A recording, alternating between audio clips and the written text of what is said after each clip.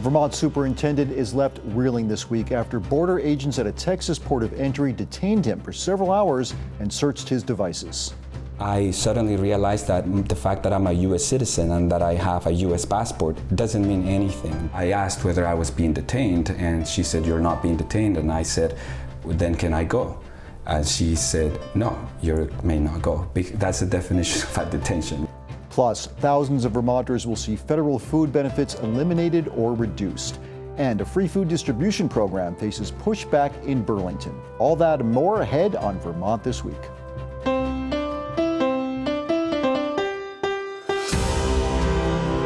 From the Vermont Public Studio in Winooski, this is Vermont This Week.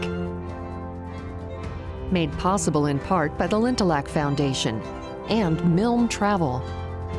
Here's moderator Mitch Wertlieb. Thanks so much for joining us for Vermont This Week. I'm Mitch Wertlieb. It's Friday, July 25th. And with us on the panel today, we have Pete Hirschfeld from Vermont Public, Sasha Goldstein from 7 Days, and Laura Ullman from WCAX. And thank you all so much for being here. We're going to start with a story that has outraged those who have heard about it. You saw a little bit at the top there. And the reason people are outraged is because this is a United States citizen who was detained recently. Let's hear what Wilmer Chavarria had to say about what happened to him. I was threatened with being referred to the FBI. The FBI was mentioned multiple times. They also threatened to stain my record so I would never get a job again.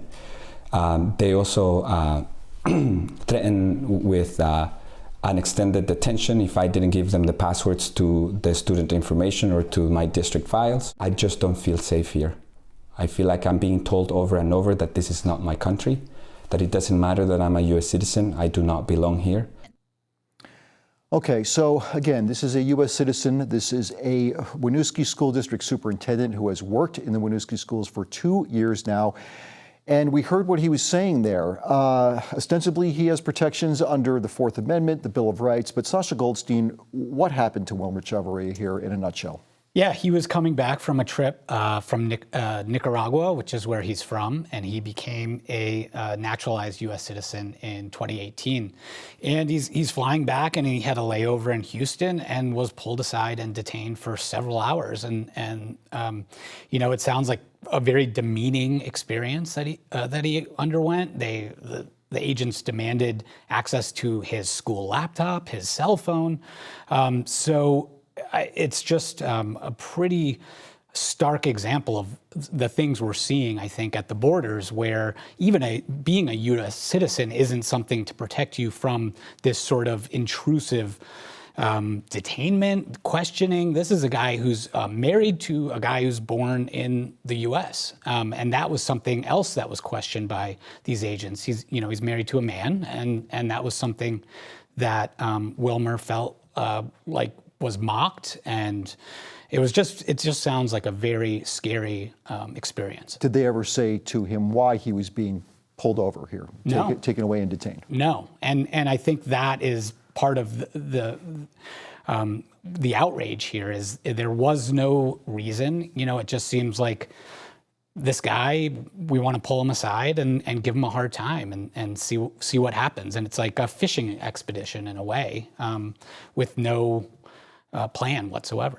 It's been fascinating to see how much national traction this story is getting. A lot of Vermont media outlets picked it up, but it's national and even international now. And I think it's for the reason that you mentioned, Sasha, because this is a U.S. citizen, and I think people begin to ask the question, what might my experience be like if I leave the country and try to come back? And these border zones are fascinating liminal spaces from a legal perspective. Groups like the ACLU have argued and continue to argue that Fourth Amendment protections exist even when you are trying to cross back into the United States.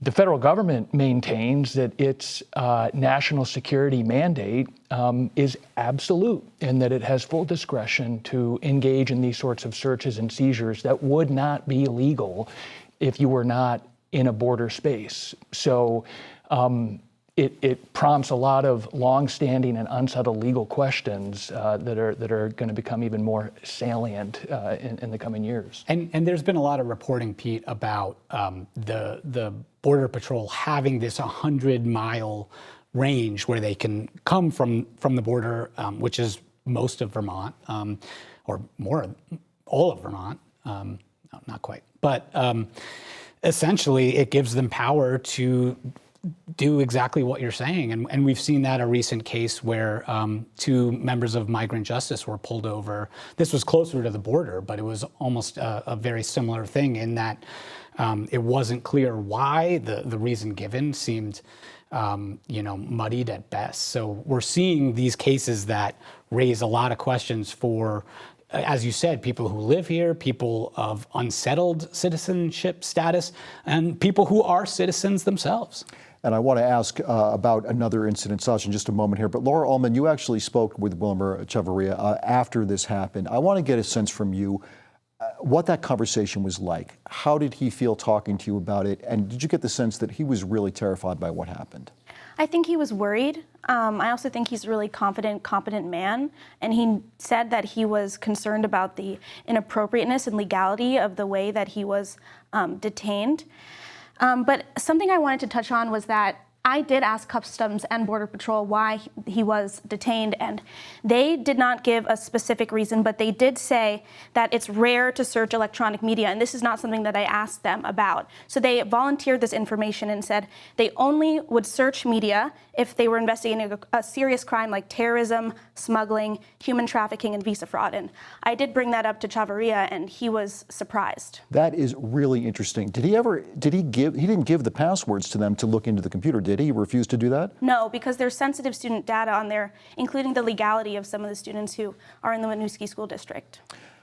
Sasha Goldstein, you were saying that there's sort of this wide berth that's been given to federal immigration authorities here. There was an incident with a woman traveling. I believe she has a green card. She lives in Burlington. Mm-hmm. She was also detained. What happened with her? Yeah, this is a woman who's originally from the Democratic Republic of the Congo, and she was in Montreal for a wedding. She lives in Burlington, and on her way back, she was detained along with several members of her family, and she is a green card holder. She's here legally, and she was detained for 11 days. Her family members didn't know where she was, and eventually they tracked her down. She was being kept at Vermont's only prison for women. And she was there until she had a court hearing at which a judge allowed her out until further proceedings. But it appears she's held on this very minor visa technicality where there's an issue about whether she was single or married at the time that she signed and swore to this visa affidavit. So it just seems like there's this undue scrutiny of anyone who is not, well, I don't know. I mean, I was going to say not something, but all these cases are cases that of people with different legal statuses. So I don't know that there's anyone that could say I'm a U.S. citizen and I'm safe to travel. Who knows? Well, yeah, go ahead, Pete. An official shift away from federal immigration authorities' Biden-era posture, which was essentially if somebody's sole violation is a civil immigration issue and they don't have any underlying criminal history, then this is not going to be a priority for ICE, for Customs and Border Protection, and the default is to release people back into the community. And what you're seeing with all these cases right now is a shift from that posture to one in which the Fed's first inclination seems to be, in many cases, to proceed with arrest and detention. I think, Pete, the really interesting point that you're making about this story getting national traction, even international attention, has to do with the increased incidents that are happening here. If it becomes something that's normal, or if it feels normal, then you're not going to have the pushback about asking these legal questions, like the ACLU is asking. That seems to be the most dangerous part of this. If it keeps on happening, eventually people are going to start thinking it's normal. Well, the federal government would push back on your saying that there has been an increase in these sorts of searches and detentions at border crossings. They say no such phenomenon is occurring right now. I looked for some hard data. I reached out to some groups ahead of the show to see if there are some empirical statistical evidence. I wasn't able to come across any. You talk to civil liberties advocates and they say, based on anecdotal evidence, there's no question in their minds that we're seeing an increase in this sort of behavior. The feds maintain that's not the case. If you look at Project 2025, for example, though, this is playing into that handbook. And in other words, there was a blueprint for this that we all saw sort of coming. It seems, again, anecdotal evidence. I would love to dig into the figures on this. Yeah, really yeah. would. And the president's rhetoric has laid bare the fact that he's very interested in seeing this sort of increased scrutiny at the United States border. Pete, I want to stick with you for this next story here because you've been speaking with Senator Bernie Sanders. He recently was in Burlington, which is sort of a rare event for him these days. He gave a press conference there, and he was talking about what President Trump had called his big, beautiful bill. This is the federal budget bill that just passed. Here's what Bernie Sanders had to say about the bill. 17 million people lose their health care. Kids are not going to have a decent diet because we cut back on nutrition. Young people are not going to be able to go to college. We don't worry about that. Let's focus on mass deportations. And there, of course, is Senator Sanders talking about what we were just talking about, which is this seemingly increasing incidence of arresting people or detaining them for ostensible reasons that are not very clear. He's concentrating on the budget here. Something you found out is that Vermonters are going to lose federal food benefits, Pete. What's the extent of this? So there are about 65,000 Vermonters who get federal food benefits from the Supplemental Nutrition Assistance Program. $155 million a year coming to Vermont from that program, by far the biggest food security program in the state. And the Congressional Budget Office, the nonpartisan Congressional Budget Office, estimates that over the next 10 years, as a result of this big, beautiful bill, we're going to see about a 20% reduction overall in food benefits over the next 10 years. So food security advocates in Vermont, as you can imagine, are really worried about what this is going to mean on the ground in Vermont. There are going to be situations where unhoused people, veterans, older Vermonters, by virtue of new work requirements, may no longer be eligible for food benefits at all. The Department for Children and Families tells me they've calculated that there are about 2,000 people who are at risk of losing benefits as a result of those new work requirements. But across the board, you're going to see at minimum reductions in benefit sizes due to things like getting rid of this inflation adjustment index that they had used to sort of maintain the buying power of food benefits. So, state government, Phil Scott, lawmakers are going to have a lot of dilemmas that they're going to have to resolve in terms of to what extent they want to use state funding to backfill some of this lost federal revenue. And there are going to be a lot of advocates saying that food security is going to be one place that Vermont is going to have to be spending more money in order to make sure that these federal cuts don't result in something terrible. And on that topic, is this connected at all to the fact that the Vermont Food Bank is facing some shortfalls and they're talking about layoffs now? It's not, certainly not directly. This is a problem that food banks across the country are dealing with coming out of the COVID pandemic. We saw state and federal governments invest enormous sums of money in nonprofit food organizations to address the spike in food insecurity that we saw during that time. A lot of those programs are winding down, and the increase in staffing that those organizations implemented with that new money, they're having to right size now because the revenues aren't keeping pace. So about 10% of the workforce at Vermont Food Bank. John Sales, the president, says this is not going to affect access to or availability of food, but we'll see. Okay. Thank you for the update on that, Pete. Sasha Goldstein, I want to talk about another food-related story, and this is about a free food distribution program for Burlington that's facing some pushback here. Give us the general parameters of this.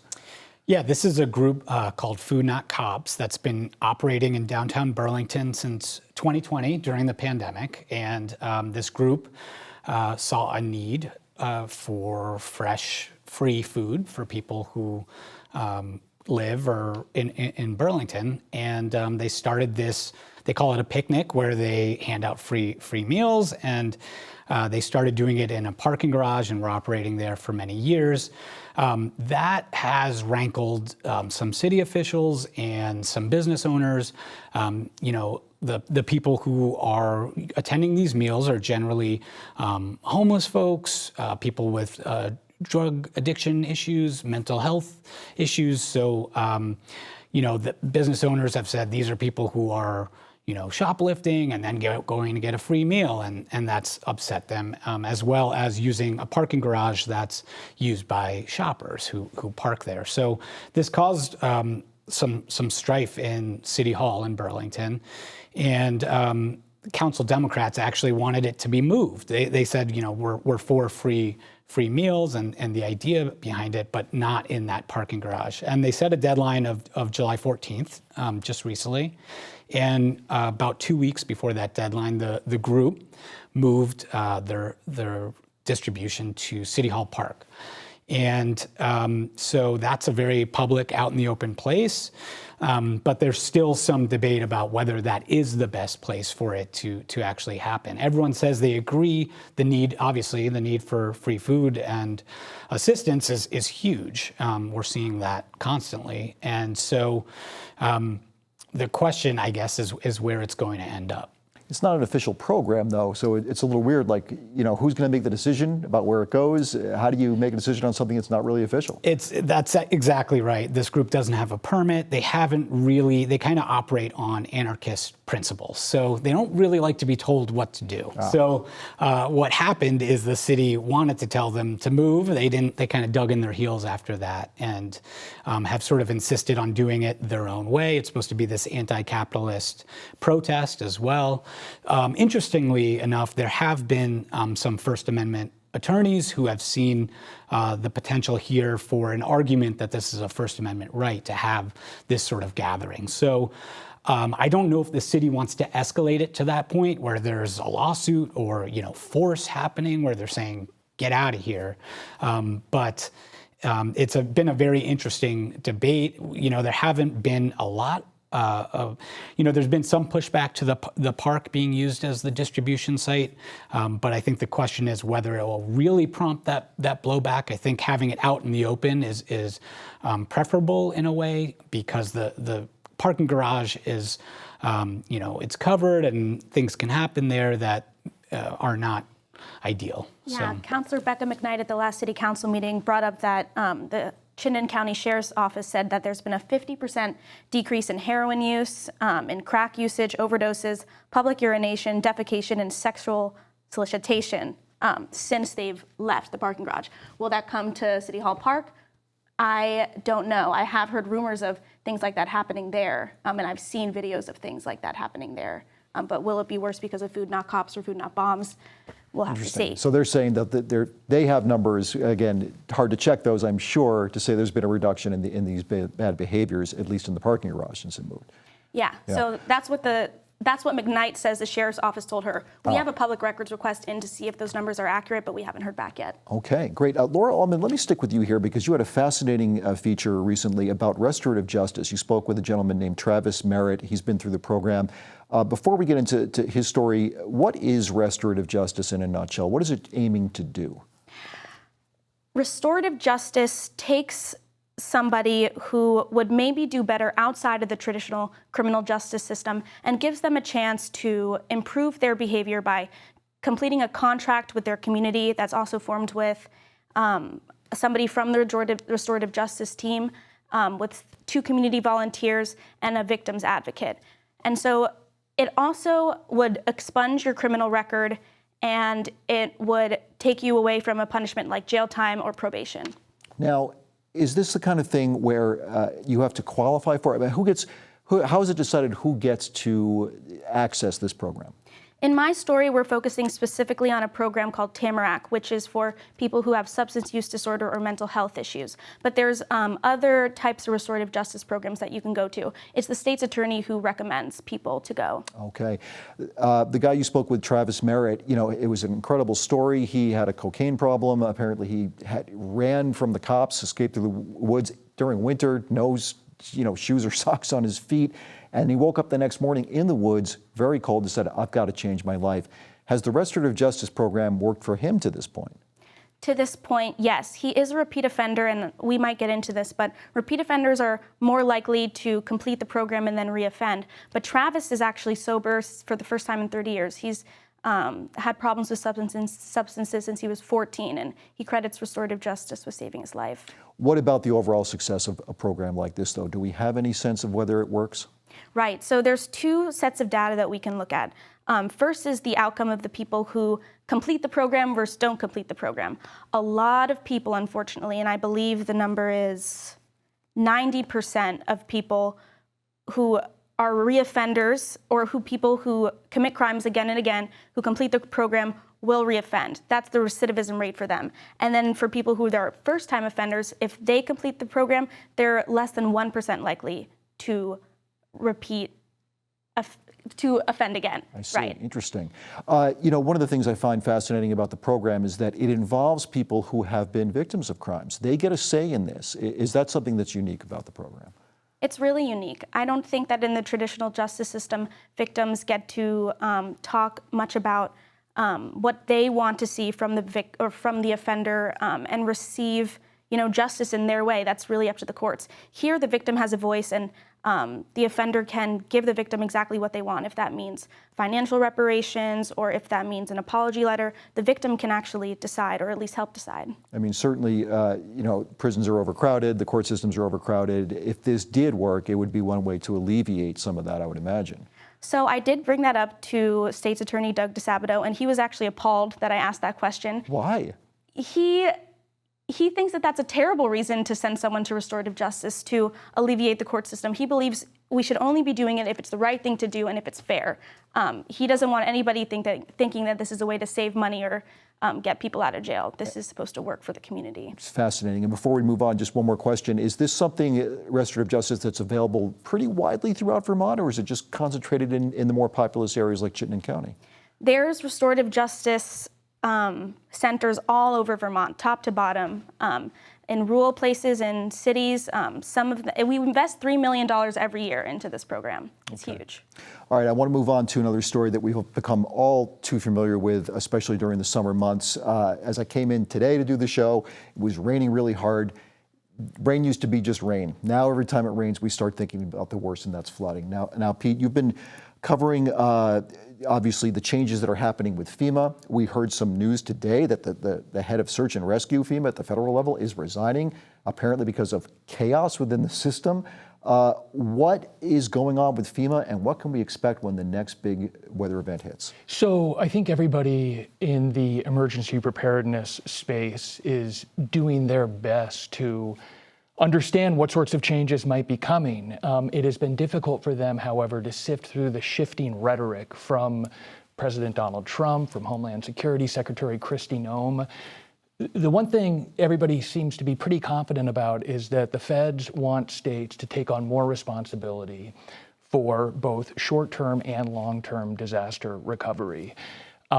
What's not clear is exactly what that's going to look like. I've talked with emergency management directors in Vermont, both the state and the town level, who say they really want to begin preparing for this eventuality when they're going to be the ones who are responsible for going door to door, for example, to canvass flood survivors, to figure out what they need, what's broken, what sort of help can we give you? Because the feds have said we're not going to be doing that anymore, at least at the scale that they were before. But it's very unclear to all of them exactly what sort of playbook they're going to have to learn. It's made it difficult for them to prepare for future disasters. And the big question, what is FEMA going to look like the next time Vermont has a major disaster, is a question that we don't have the answer to right now. Sasha. Well, and we had some reporting earlier this month about the cancellation of what's known as BRIC grants. And those are actually to create flood mitigation programs. And those seem like pretty important piece of this puzzle. Rather, they save money, they are an effective, they save lives. They're just an effective way to mediate the issues of flooding. And Attorney General Charity Clark has actually joined a lawsuit against the Trump administration to get some of those funds back, because towns like Barrie, Montpelier, towns that could really use it, who have specific projects, ways to increase floodplain around areas that are prone to flooding, they're losing that money, and the state doesn't have anything to pick up the slack. And oh, by the way, another FEMA grant program that supplies about 75% of this annual budget for Vermont emergency management that was supposed to go live in early spring is still on hold, and they have no idea when or even if that money is going to materialize. So that could create another budget hole for Vermont that it's going to have to figure out in relatively short order. We'll have to wait and see what happens, which is a bit of a scary thought. Before we head out, I want to mention a couple of things. Vermont journalist and historian Steve Terry has died. Terry was formerly a reporter and editor at the Rutland Herald, as well as a reporter at the Times-Argus. Throughout his career, he witnessed and reported on local historic Vermont events, as well as national news, and he did so up close. He died Sunday after a recent diagnosis of pancreatic cancer. He was 82 years old. I want to thank our panel today so much for being here. Pete Hirschfeld, Vermont Public, Sasha Goldstein from 7 Days, and Laura Ullman from WCAX. I really appreciate you all being here. And before we head out, one more thing. Our colleague, our friend, Robert Resnick, also passed away just last week. He was 72 years old. Folks will know him as the host of the All the Traditions program, folk and world music show that aired on Vermont Public Radio and Vermont Public for 30 years and more. To be honest, I didn't know Robert as well as some people in our music department did, but I will tell you this, in the interactions I did have with him, he was always delightful, always passionate to talk about music, always left every conversation I ever had with Robert Resnick with a real smile on my face. I can only imagine that those who knew him best felt that joy reflected tenfold times, and he will be missed. Our memories and our condolences to those who knew Robert Resnick.